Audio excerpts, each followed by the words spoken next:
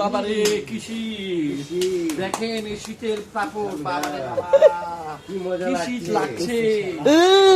আসে কেউ একটু কম্বলও দেয় না ভাই আমাদের।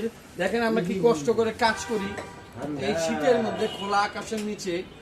তো এদিকে আসো ভাই, আমাদের দর্শন বলা এই যে ভাতিজা দেখেন। তোমার বাবা কোথায় গেছে? ওর কাকা বাইরে গেছে।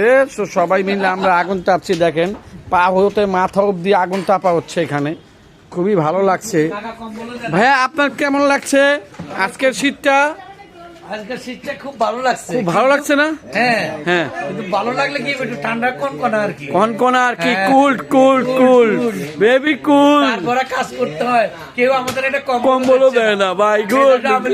অভাব নাই। তো আমরা সবাই মিলে আগুন তাপছি, খুবই ভালো লাগছে।